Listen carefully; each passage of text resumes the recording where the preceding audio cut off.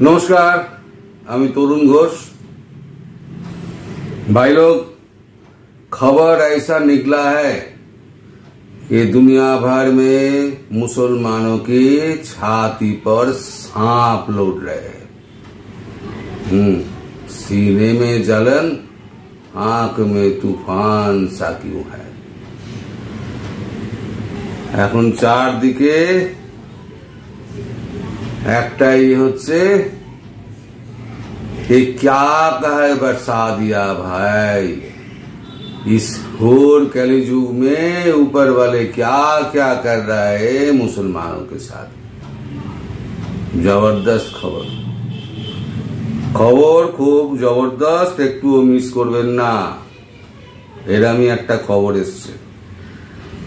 এই খবর সৌদি আরবের নয়, আরব আমিরশাহীর নয়, ইসরায়েলের নয়, কুফেরদের নয়, মানে বাকি সব তো কাফের, যাদের চলতি ভাষায় বলে কাফের, আমাদের নয়। কোথা থেকে খবর এসছে? তাজাকিস্তানে বোরখা পরা নিষিদ্ধ। শুধু তাই নয়, আরো অনেক কিছু আছে। আগে বলে দিই, আগে খবরটা বলি। তাজিকিস্তান হিজাব ব্যান, এলিয়েনদের পোশাক, মুসলিম অধ্যুষিত তাজিকিস্তানে নিষিদ্ধ হিজাব। হিজাব হলো তাজিকিস্তানের মতে এলিয়েনদের পোশাক, পরা যাবে না। আর হিজাব পরা যাবে না তাজিকিস্তানে। পোশাক সহ অন্যান্য নিয়ম নিয়ে নতুন আইন তৈরি করা হয়েছে। আফগানিস্তানের সীমান্ত এলাকা লাগোয়া ওই দেশে মুসলিম অধ্যুষিত হলেও এবার থেকে আর সেখানে পরা যাবে না হিজাব। তাজিকিস্তানের সাংসদরাই এই সিদ্ধান্ত নিয়েছেন। পোশাক নিয়ে আরো বেশ কয়েকটি বিধিনিষেধ জারি হয়েছে। শিশুদের ঈদ পালন নিয়েও নিষেধাজ্ঞা জারি হয়েছে। খবরে আরো বলা হচ্ছে, মধ্য এশিয়ার মুসলিম অধ্যুষিত দেশ তাজিকিস্তানে আনুষ্ঠানিকভাবে নিষিদ্ধ হলো হিজাব।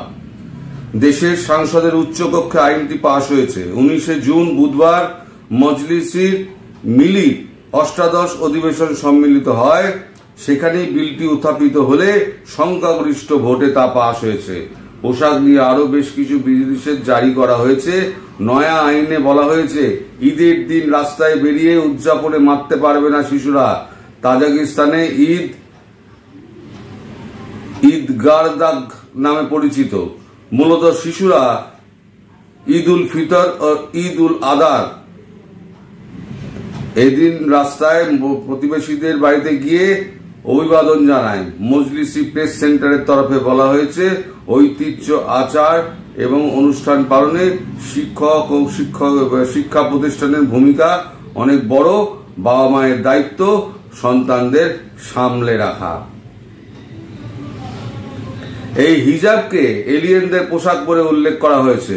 অন্যদিকে ঈদ উদযাপনে বিদেশি সংস্কৃতি বলে উল্লেখ করা হয়েছে। মানে ঈদ হচ্ছে তাজিকিস্তানের চোখে এখন বিদেশি সংস্কৃতি। দেশটি তার সমর্থন করে না বলে যুক্তি তুলে ধরা হয়েছে। এর আগে 8 জুন তাজিকিস্তানের সংসদের নিম্নকক্ষে মজলিসি নমোয়াদাগান এই বিলটি পাশ হয়েছিল। সেখানে মূলত হিজাব ও ইসলামিক পোশাকের ওপর নিষেধাজ্ঞার কথা উল্লেখ করা হয়েছে। আইনে বলা হয়েছে, শিশুদের পড়াশোনা নিশ্চিত করতে হবে, পাশাপাশি নজর দিতে হবে সুরক্ষার দিকে। সংস্কৃতি, শিক্ষক ও পড়ুয়াদের ভূমিকার কথা উল্লেখ করা হয়েছে ওই আইনে। এক সময় তো তাজিকিস্তান তো ইউএসএসআর এর অন্তর্গত ছিল। তাজিকিস্তান, উজবেকিস্তান, কিরগিজস্তান, তারপরে যত স্থান আছে সব ছিল ইউএসএসআর এর আন্ডারে। ইউএসএসআর যখন ভেঙে যায়, রাশিয়া শুধু 15টা টুকরো সব আলাদা হয়ে যায়, তখন মানে তাজিকিস্তান স্বাধীন হয়ে যায়। তাহলে এখন মুসলিমদের কি হবে? কাফেররাও করেনি, ইসরায়েলও করেনি। করলো কারা? জাত ভাইরা করে দিয়েছে। 96% হচ্ছে মুসলিম অধ্যুষিত আপনাদের। 1922 সালে শিক্ষাবিদদের মতে তাজিকিস্তানের জনসংখ্যার 96% মুসলিম, ব্র্যাকেটে প্রধানত হানাফি সুন্নি, যার একটি ছোট জনসংখ্যা ইসমাইলি শিয়া। এর কারণ হচ্ছে সাক্ষরতা। দেশ যদি সাক্ষর হয় তাহলে পরে এমনি চোখ ফুটে যাবে। এখন বাংলাদেশের বাঙ্গুদের তো এখন ল্যাম্পোস্ট ধরে কান্না করা ছাড়া তো আর কোনো উপায় নেই। বাংলাদেশের বাঙ্গুরাই তো বেশি ইসলাম ইসলাম করে চেঁচায়, বাঙ্গুদের কি হবে? ভারতবর্ষে একমাত্র উত্তরপ্রদেশ এবং বিহারে কিছু কিছু মহিলারা মুসলিম পড়েন, বাকি সারা দেশে অন্তত 10% হয়তো হিজাব টিজাব পড়েন, তাও আস্তে আস্তে হিজাব পড়া ছেড়ে দিয়েছে। কিন্তু বাংলাদেশে মেয়েদের ওপরে যে অত্যাচার করা হয় তা সীমাহীন। পারলে মেয়েদের শেকল দিয়ে বাড়িতে বন্দি করে রেখে দেয়। এখন সেই আমাদের মুসলিম ভাইদের এখন কি হবে? হায় আল্লাহ করে তো এখন তো চেঁচাতে হবে। আচ্ছা, পৃথিবীতে সাক্ষরতার হার হচ্ছে 84.1%, তার মধ্যে পুরুষের সংখ্যা হচ্ছে 88.6% আর মহিলাদের সংখ্যা হচ্ছে 79.7%। আর তাজিকিস্তানের আপনার শিক্ষার হার দেখুন, সেটা হচ্ছে 99.7%। তাজিকিস্তানের 99.7% হচ্ছে শিক্ষার হার, তার মধ্যে পুরুষের শিক্ষার হার হচ্ছে 99.8 এবং মহিলাদের শিক্ষার হার হচ্ছে 99.6%। অর্থাৎ শিক্ষা মানুষের চোখ খুলে দেয়। আরো দুটো খবর আছে, ভিডিওটা পুরো দেখবেন, খুব মজার ভিডিও। ভিডিওতে এক জায়গায় আমি দেখাবো একটি ছোট ভিডিও, যে নারী শক্তি তার পিছনে যদি মুসলিম বদমাইশি করে তার কি হাল হতে পারে। মানে হাল খারাপ করে ছেড়ে দিয়েছেন ওই মহিলা।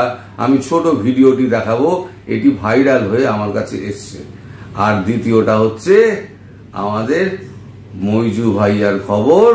মইজু ভাইয়াকে কিন্তু আবার থুতু চাটতে হবে, সেই ব্যবস্থা হচ্ছে, কিন্তু খবরটা এখনো পর্যন্ত পাকেনি। আজকের মধ্যে পেকে যাবে, পেকে গেলে পরে কালকে আমি খবরটা, মইজু ভাইয়ার খবরটা আপনাদেরকে দিতে পারবো।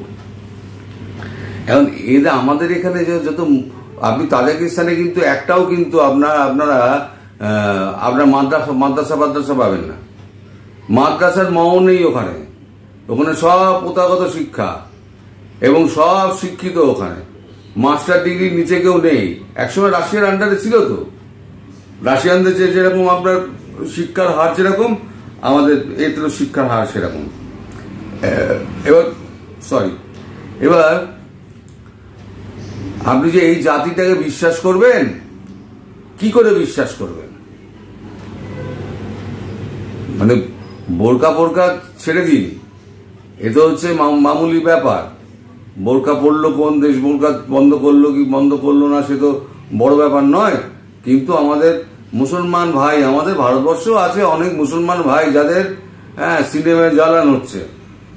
তো এখন সেই মুসলমান ভাইরা এখন পিন্ডি তো আমাদের হিন্দুদের চটকাতে পারবে না। যা 96% যে দেশ মুসলিম আছে তাদের পিন্ডি চটকা, আমাদের পিন্ডি চটকার রাজিটা ভাই, এলে পরে মুশকিল আছে। আচ্ছা, যেটা বলছিলাম যে এদেরকে বিশ্বাস করবেন কি করে। একটা খবর বেরিয়েছে টাইমসে, খবরটা শকিং নিউজ। শকিং নিউজটা কি? Danish working at a businessman's house in Lucknow secretly installed a camera in bathroom and filmed his daughter's bathing. বাড়িতে কাজ করার জন্য রেখেছিল, সিক্রেটলি বাথরুমে একটা হিডেন ক্যামেরা বসিয়ে দিয়েছে। যিনি রেখেছিলেন তার মেয়ের স্নানের দৃশ্য ধরার জন্য। Accuse Danish use the video to blackmail and rape the girl. Danish সে ওই ভিডিওটা দেখিয়ে তাকে রেপ করত, ব্ল্যাকমেল করত এবং রেপ করত। Businessman who employed accused Danish had provided him with a room in his house along with free food. এই দানিশের ছবি, অ্যালং উইথ ফ্রি ফুড। টাকা দিয়েছিল, ঘর দিয়েছিল, খাবার দিয়েছিল, তা সত্ত্বেও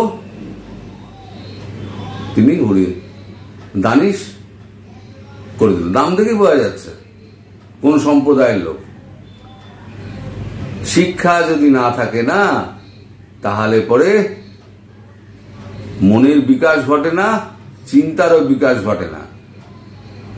যাদের বিকাশ ঘটছে তারা কিন্তু ধীরে ধীরে ধীরে ধীরে সৌদি আরব থেকে আরম্ভ করে যারা আরব আমিরশাহী যারা আছে তারা কিন্তু ধীরে ধীরে ধীরে ধীরে মেইন স্ট্রিমে চলে আসছে। তাজিকিস্তান তার মধ্যে ঢুকে গেল, ধীরে ধীরে আরো মুসলিম কান্ট্রিগুলো ঢুকে যাবে, রয়ে যাবে শুধু পাকিস্তান আর বাংলাদেশ। ভাই বাংলাদেশের বাঙ্গু, তোমরা এখন ল্যাম্পোস্ট ধরে কান্নাকাটি করো, আর কিছু করার নাই, আর কিছু করার নেই। কারে দোষ দিবা? কাফেরদের, ইন্ডিয়ানদের? কারে দোষ দিবা? দোষ দেওয়ার কাউ নেই। এবার আসুন ভিডিওটা দেখি। এই ভদ্রমহিলা ট্রেনে করে যাচ্ছিলেন, তো এই যে টুপি পরা এই যে মুসলিম ছেলেটি বোধহয় তার শরীরে কোনো হাতটা দিয়েছে। হাতটা দেওয়ার পর তারপরে প্রতিক্রিয়াটা দেখুন।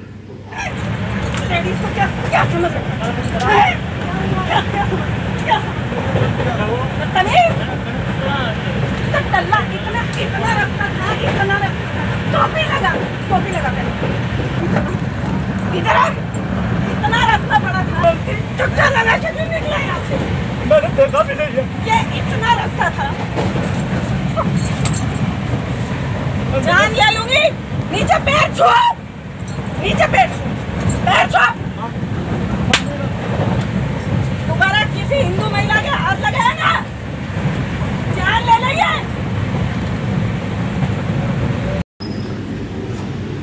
ঘরে ঘরে এরম যদি মা দুর্গা যদি জন্মায় না, তাহলে পরে পালাতে বাপ বলতে সময় পাবে না।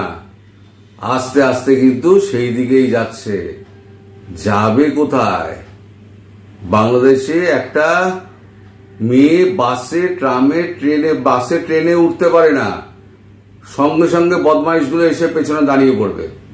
দাঁড়িয়ে পড়ে যত অকাজ কুকাজ করবে, এবং মেয়েরা যদি কিছু বলতে যায় তাকে অপমান করে বাস থেকে নামিয়ে দেবে বা ট্রেন থেকে নামিয়ে দেবে, অথবা ধাক্কা মেরে ফেলেও দিতে পারে, মেরেও দিতে পারে।